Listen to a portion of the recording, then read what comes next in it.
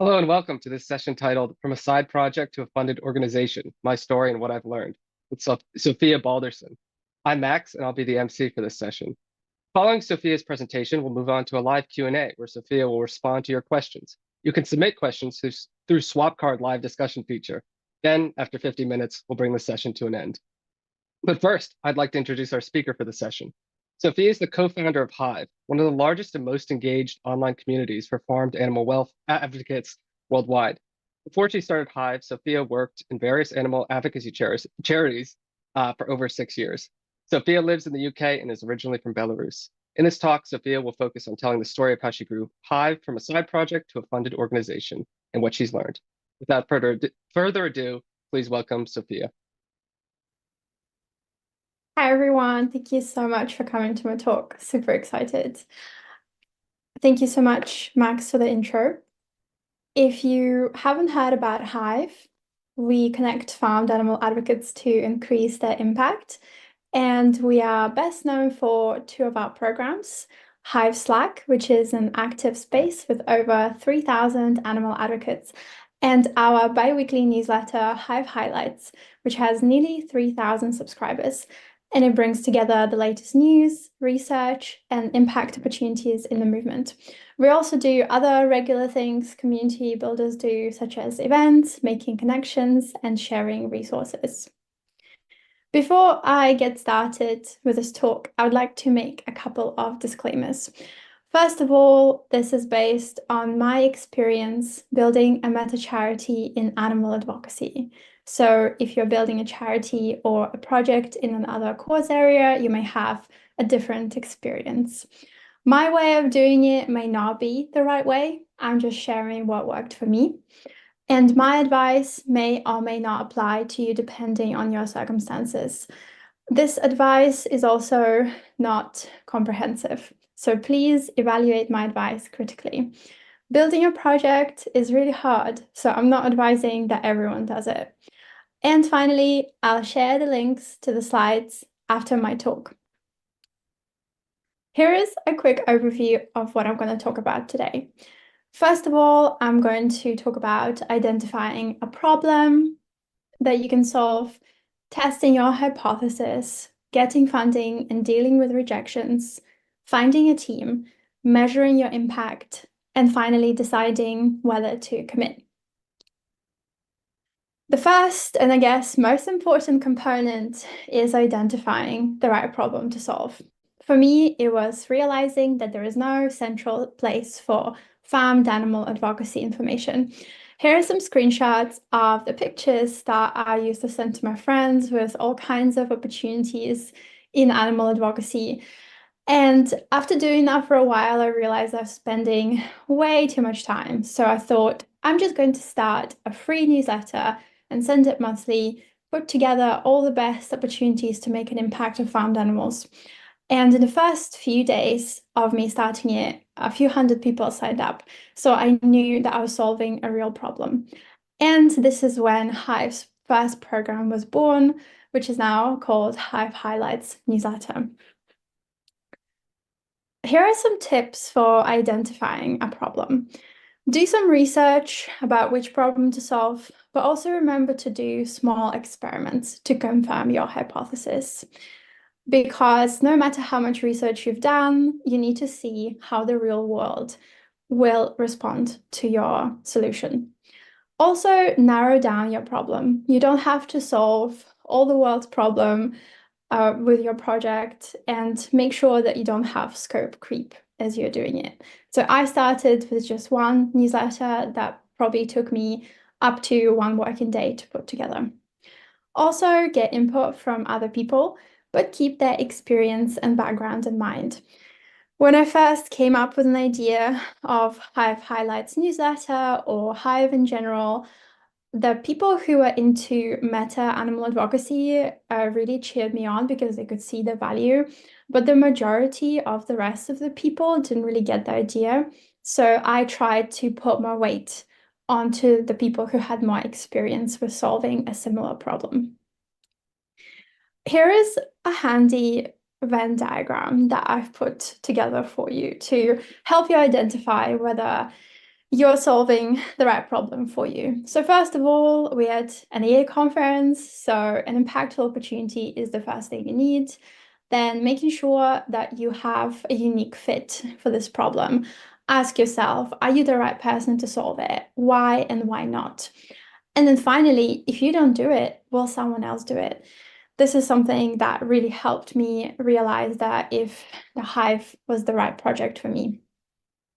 Now we've spoken about solving the right problem. The second most important component, I think, is the getting the right team together. Here is a picture of me with my current co-founder Constance and my first co-founder Cam. And I think without them, Hive would be a completely different project and organization. I think that it's tempting to start projects on your own because you think you'll have more control over them. But actually, if you have the right people together, it's really easy to move forward without too much negotiation. And I think that putting multiple brains together and multiple perspective can make your project more innovative and can help you make progress. Secondly, I think together we're less likely to give up because if one of you loses motivation, you have another person who can help you get back on. I'm sure that you may have tried finding a co-founder and maybe some people didn't succeed. So here is how I went about it. First of all, very important, talk about your project and talk about it a lot. Just making one post on the EA forum isn't going to cut it. Make sure that you go to conferences and talk to people, maybe give talks about your new project and create opportunities for people to get involved. Maybe they can help you with a couple of hours volunteering or help you brainstorm. And finally, when you do find people who are interested in your project, don't just offer the co-founder's role to someone who believes in your project or who's excited about it. The most important thing is to find people who can take ownership and consistently get the work done. For example, in my case, the reason why Cam and Constance were my co-founders is because they didn't shy away from hard work and they rolled up their sleeves and worked alongside me, even though they were volunteers and had other things to do. Now we spoke about the team. This is the central component of putting a project together. It's creating and developing your minimal viable product, an MVP. If you've never heard of this concept, this is like the bare bones product, just to prove that someone is working. So here's a picture of me with a dog called Bolly that I was house sitting for. And she was distracting me from putting together this document, which was my master plan of creating a global effective animal advocacy, EAA, community building project. And I think I was really excited about it. It was like 16-page long, but one problem with it was it wasn't really concrete.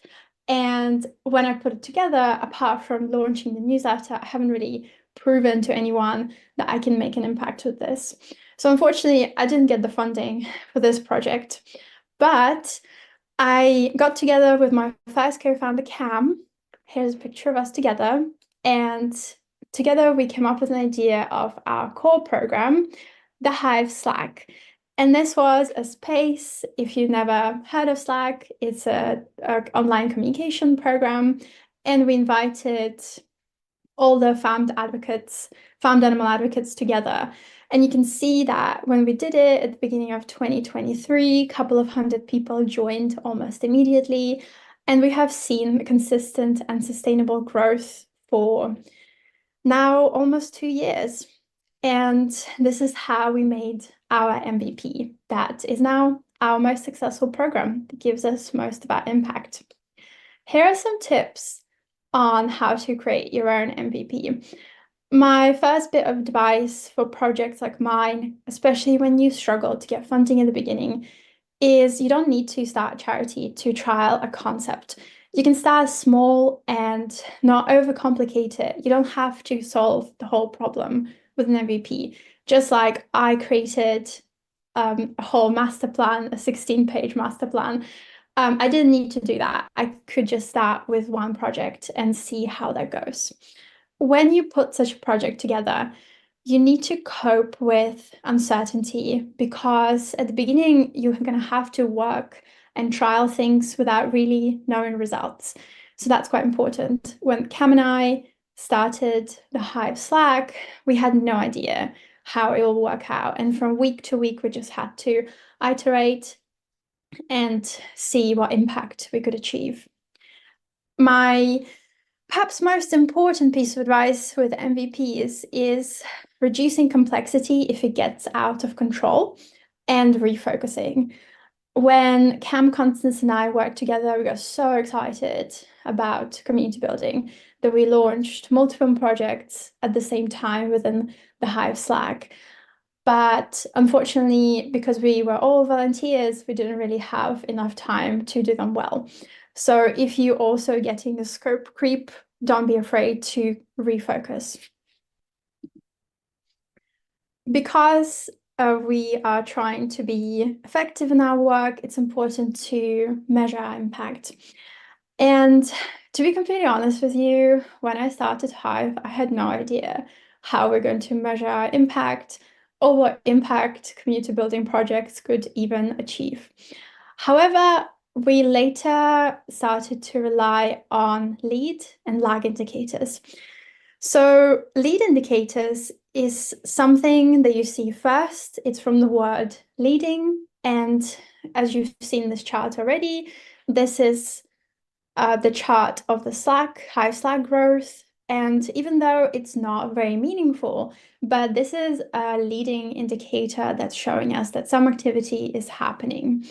And this is an indicator that you can rely on at first when there are no other meaningful indicators. But of course, this is not enough to make sure that we are cost effective.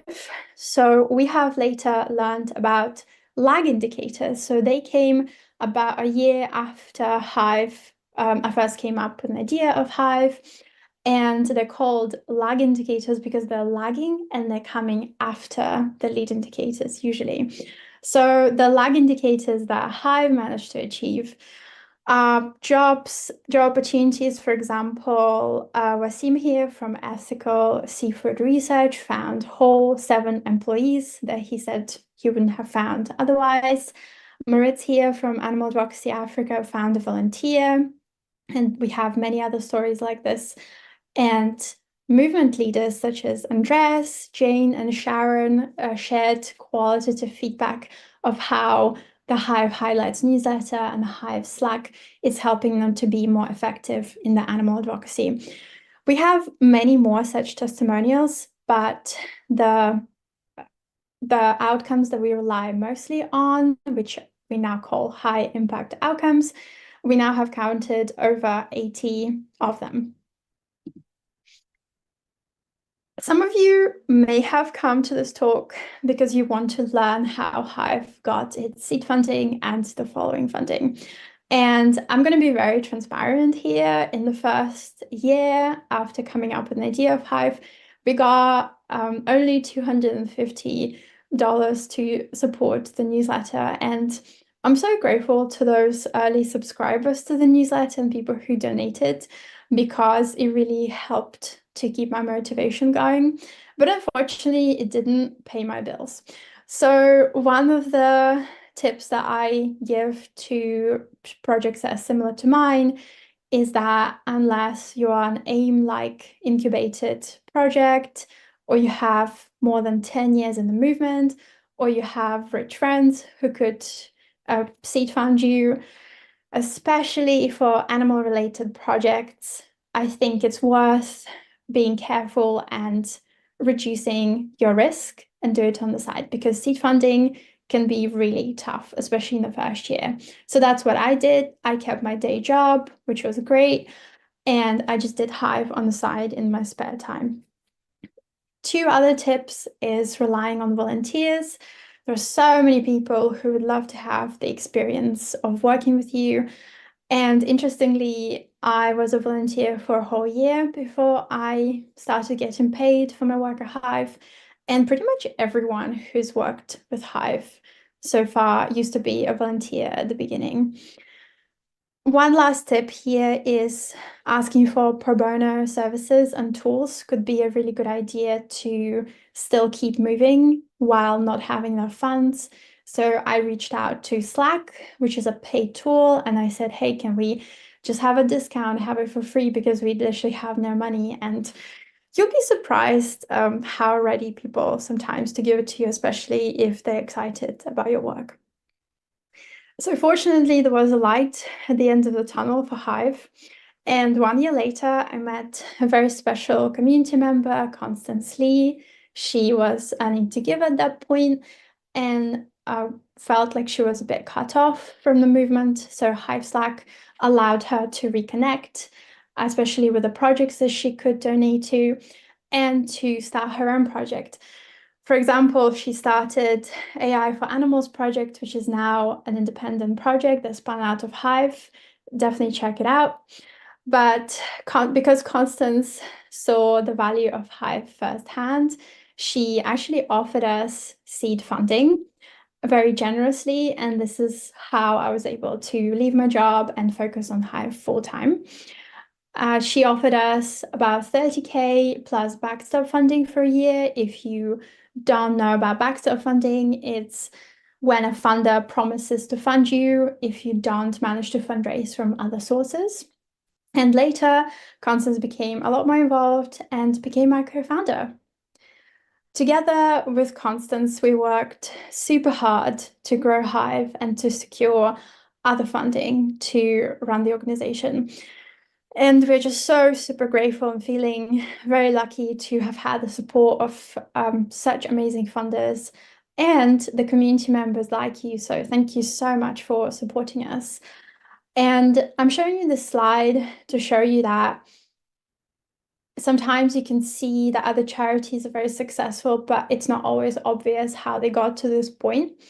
And for Hive, it took 1 year to even get some seed funding, and then 1.5 years to get proper funding, and we're still fundraising for next year. So it's not always very easy, but it takes time, and with patience, you can also achieve that. Here are some tips that I wish I knew when I first started fundraising for Hive. First of all, build relationships before you need funding.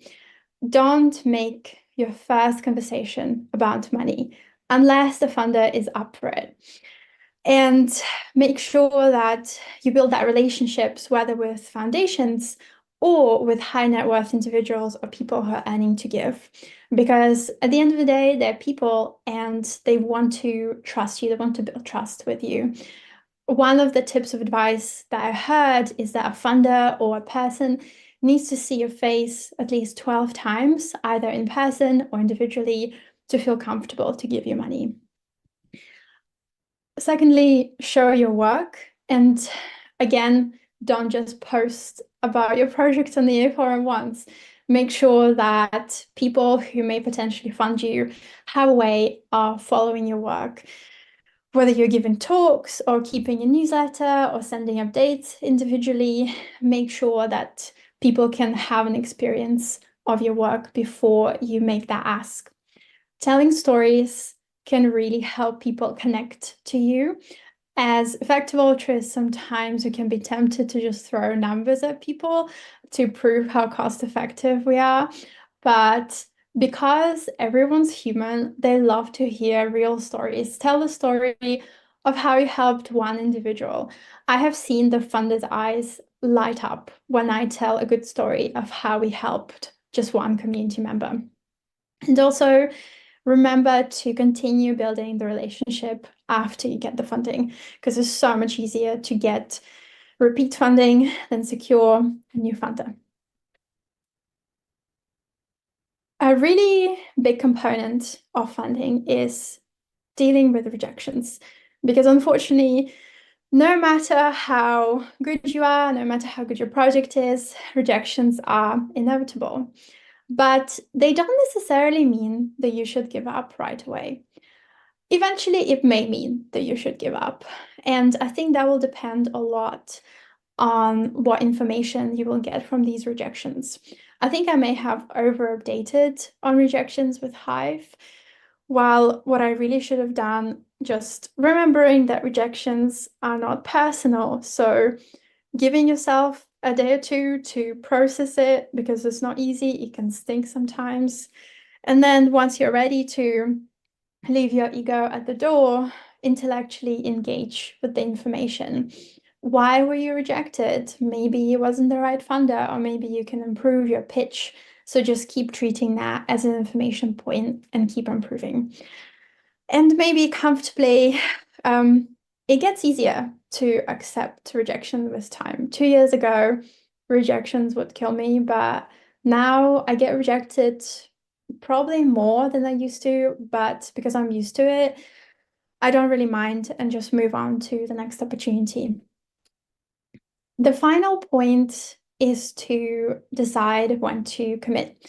Because if you've been running a project for a while, you may be wondering whether you can scale it up or move full-time to it. And I had to make this decision as well.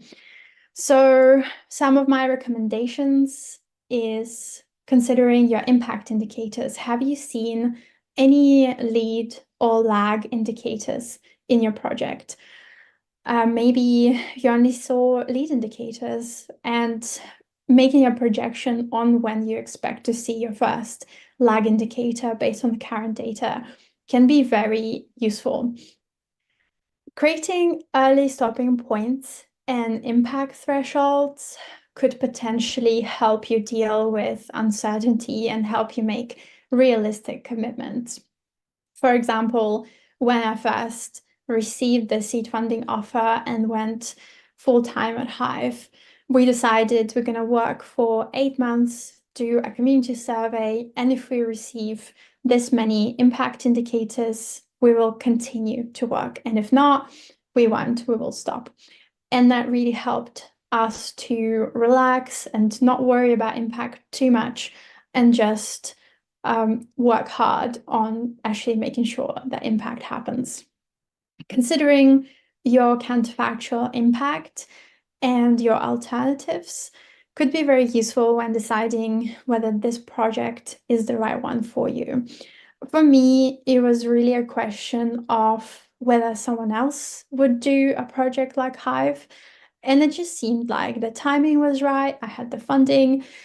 And I did have a pretty impactful job at that point, but what really sealed the deal for me is seeing that it would be really hard to find someone who could replace me. So I thought if I don't commit, Hive may not happen. And I didn't have any other impactful opportunities at that time.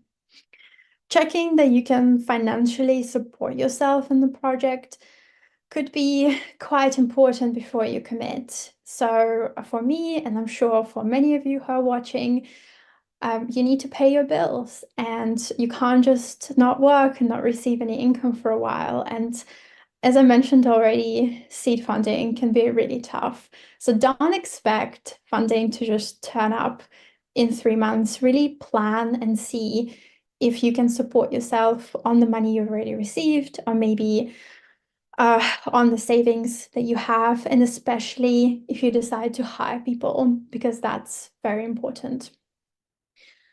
Something that really helped me make a decision was considering worst case scenarios. I think it'll be different for all projects, but for me, it was what would happen if in a year's time we received no impact, because I was leaving a full-time job at a very successful organization. So my mentor asked me this question, and then I considered that actually, if in a year's time Hive isn't impactful, I would have built my network and I would have got to know more people and more projects. So maybe it would still be quite easy for me to get a job somewhere else. And thankfully for Hive, it didn't happen, but that still really helped me to make a good decision, which I will not have regretted if it failed. The final point that I would like to make here is it's okay to decide not to continue. The Hive story is a success story. And of course, we decided to continue, but I don't blame anyone who runs a side project and then finally decides that maybe they don't want to do it anymore. It's okay to change your mind if you see that the impact isn't there. It's okay to change your mind if you see that maybe your personal fit isn't great or someone else should be doing it or you have another more impactful opportunities. I sometimes think that we can be ashamed of saying that we changed our mind, or after hyping up your project for a while, you come back and say, actually, I don't think that I or someone else should be doing it. But trust me, if you are transparent about why you changed your mind and if you can share your learnings, then I think people will really appreciate it and they will not think any worse of you because of that. Of course, I can't cover all the information in this talk, so I have prepared some resources for you that you can check out. Some of these resources are mine, for example, a recent podcast episode that I did. Some of them are my articles, and some of them are some fantastic charity entrepreneurship resources, such as the Ames book about it, or you can check out the different incubators that could actually make starting projects much easier than I had it. And I would also really like to recommend mental health resources because starting and running projects is hard. You can check out accountability coaching from Goals One, which is free, and also some free one-on-one mental health coaching from Overcome that I used and found super useful. Finally, shameless plug, if you have an idea for your project, or just simply want to get involved in animal advocacy, please join the Hive Slack if you haven't already. And do subscribe to the Hive Highlights newsletter. And if you do want to announce your project, you can submit your own news. Of course, you can reach out to me anytime, either via this email or through the Hive Slack by sending me a DM. And you can also download these slides using this link or by scanning the QR code here. Thank you so much for your attention.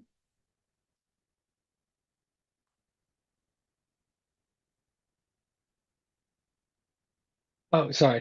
Thank you so much for that talk, Sophia. Um, we already have some questions, so I'll give you the ones that are in the chat, and feel free to put more in swap card. So the first one is, can you like talk a bit more about what you like saw as high impact outcomes, like kind of how you went about identifying what those are?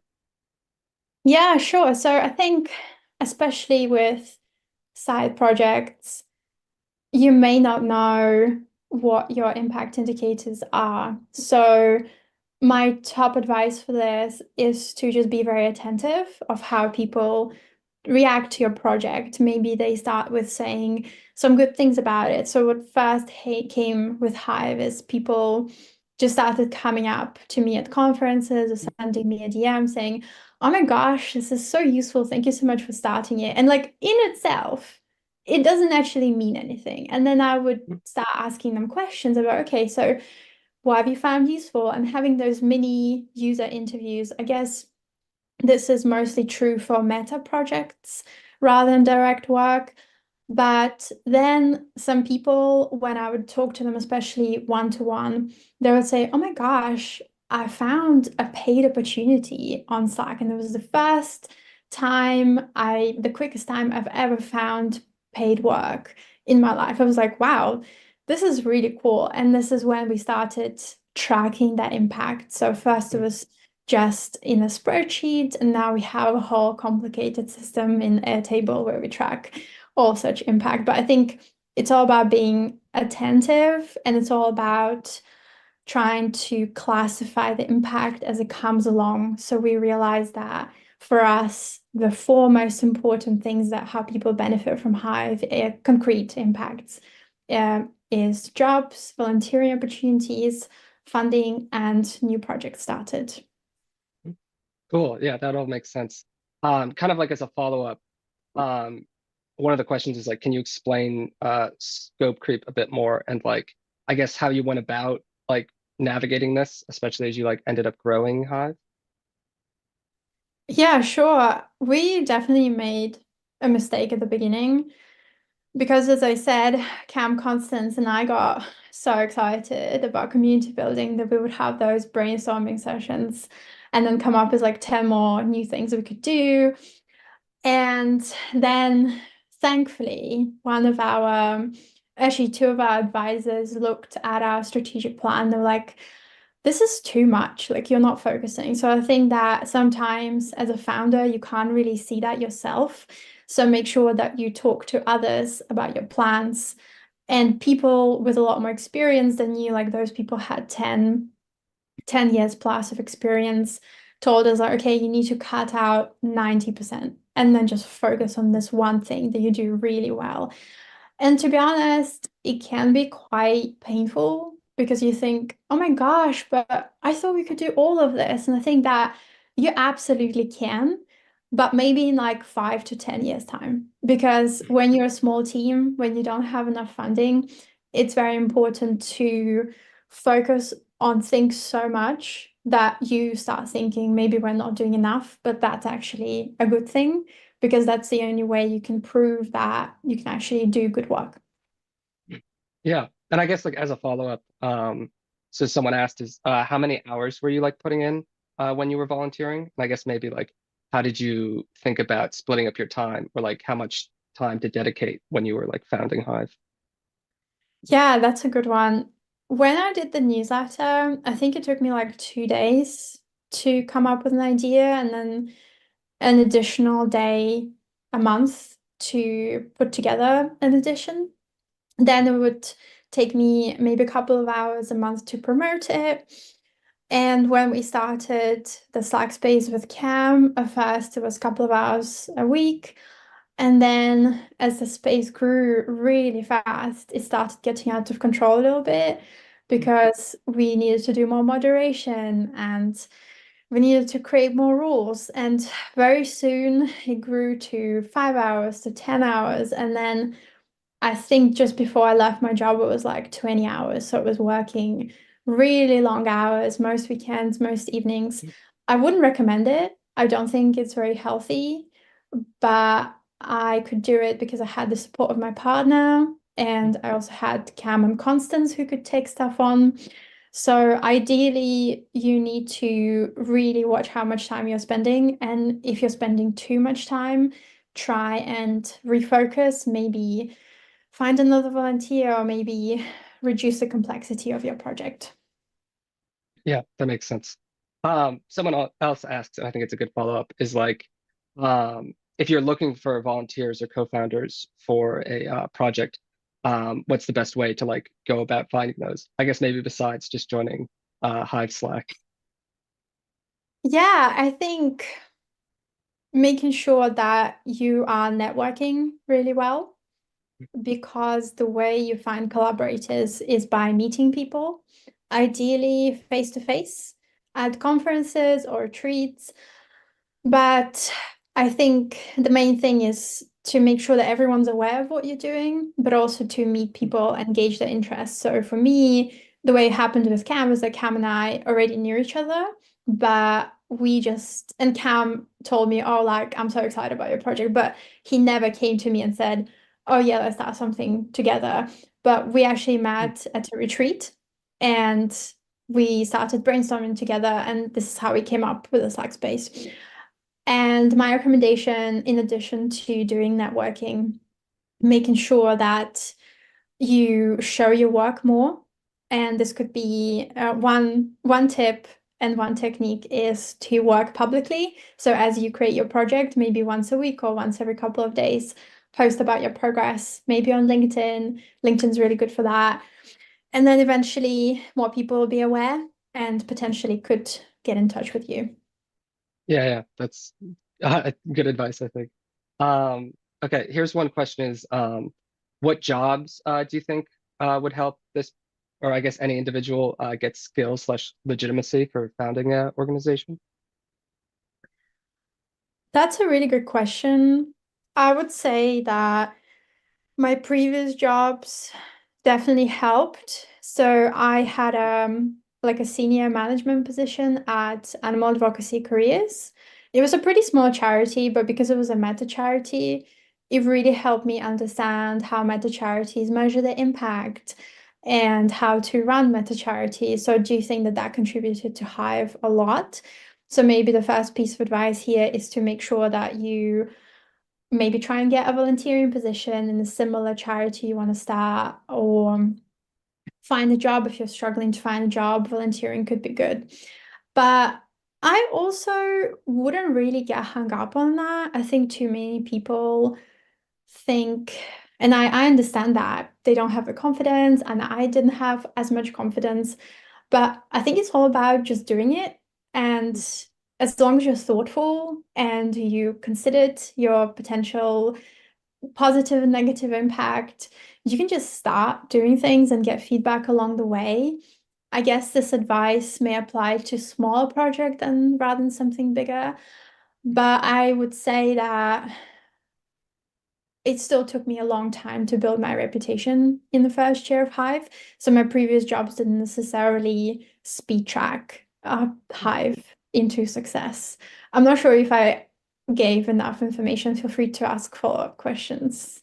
Cool. I'll keep an eye out for those.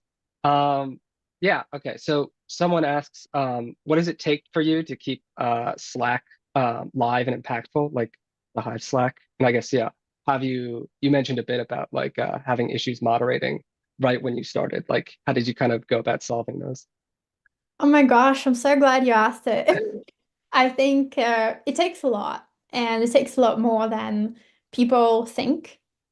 It's a common misconception that you can just start a community and it will run itself, but actually, when you start and maintain communities, you come across something called a cold start problem. It's when nothing is happening in the community, so people just leave. So a lot of maintaining Hive is just making sure that we share content that our community members will find interesting and useful to them. We constantly evaluating whether we should start or close certain channels and improve our onboarding process, because it's all about welcoming people and making sure that they feel comfortable to participate in the community. It's also about promoting Hive, because if we don't have new community members, then it's hard to grow, and it's also hard to keep community interesting. And there is not a whole lot of moderation, because I feel like our community members are just unusually thoughtful and kind people. But sometimes, like we have to keep an eye on the community a lot throughout the day, and I think especially mostly working days, to make sure that if someone shares content that's not appropriate or maybe just isn't relevant, that our community members still feel that the space remains relevant and on point. Yeah, yeah, that makes sense. Um, yeah, so here's a question about so how have you gone about like guiding community members when like thinking about people to like I guess work with an existing animal welfare group or like volunteer there versus like when to encourage people to go and found like their own organization. Sorry, could you repeat the question? I'm not sure I understand it.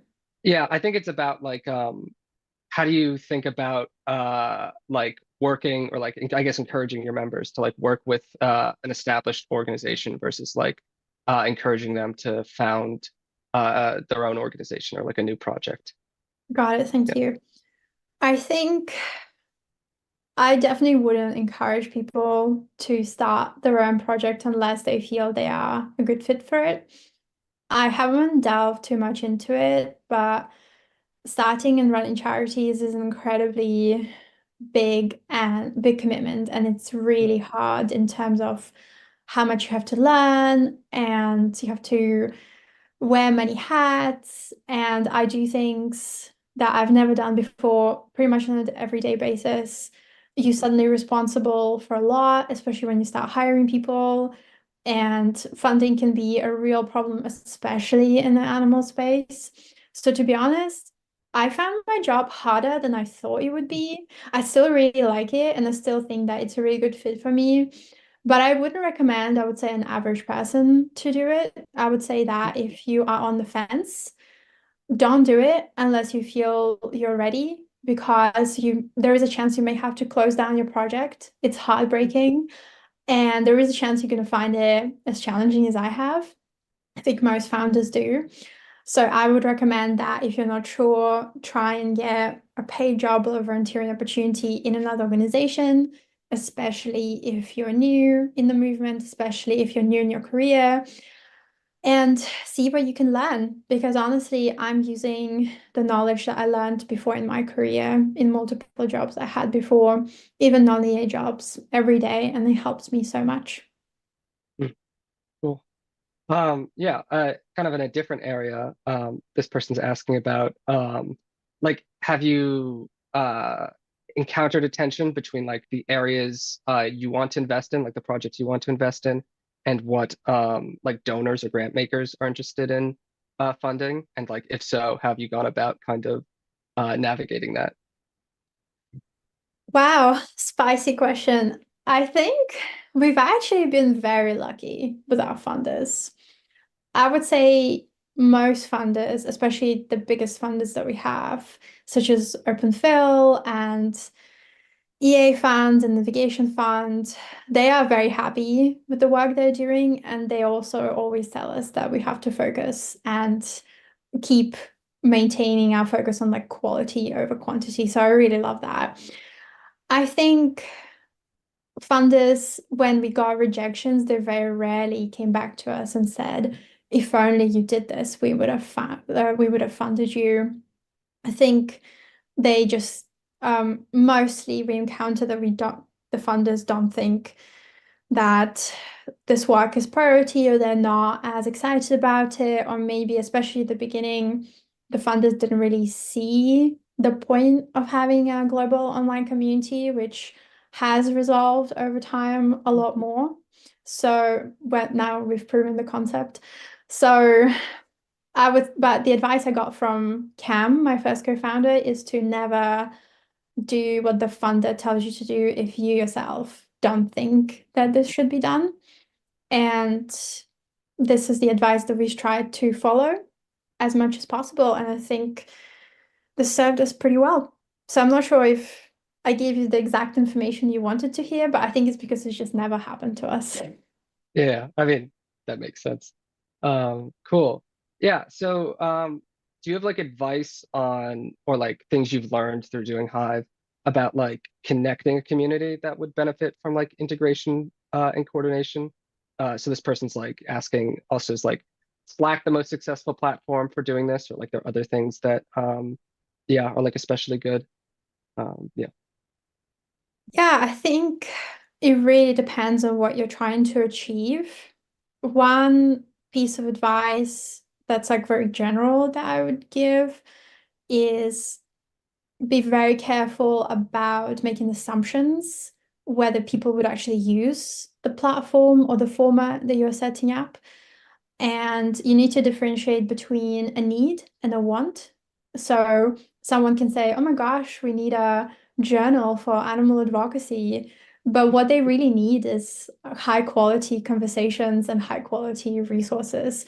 So you really need to read between the lines and not investing too much into platforms before you can prove that they work. Usually people come to me and ask me whether the platform that they're creating is going to be useful. And I would say, hey, you're not going to know until you launch it and you see if people use it. And then you're going to have to also work super hard to engage people and wait for a month. So for us, Slack has worked really well. And the reason we chose it was because our community is mostly made up of professionals, so they use Slack anyway for their work. And we thought that that's just going to be one more space they'll be joining. So I vouch for Slack, but everything else I can't really recommend because I haven't found it to be especially effective. Okay. Yeah. Yeah, those were great answers. Yeah, I guess like, are there kind of next steps you're looking towards with like Hive or like, as you're like kind of growing and establishing yourself more, like things you're excited to invest like more resources into pursuing? Yeah. Yeah, definitely. It's a great question. We have learned that we may have been hitting diminishing returns in terms of covering the Western countries. With Hive, I think 70% of the advocates from the Western countries are already on Hive. We get that when we ask like farmed animal advocacy meetups at EAG conferences, and everyone raises their hands that they're already on Hive. And I was like, okay, well, our job is done here, but it doesn't necessarily mean that we need to stop because actually there are so many more countries, especially Asia, where most farmed animals live, and Africa, where farmed animals factory farms are on the rise, and Latin America, which is super neglected. So we are looking to increase Hive's share or Hive's presence in these countries and try and engage them in the way that is language appropriate for them and culture appropriate. And we are hoping to do that through an ambassador program that we're launching, trying to find people who are going to help us to connect Hive in these regions. But I think it's going to be quite tricky because you have to be really culturally sensitive. So I'm excited to figure out this challenge.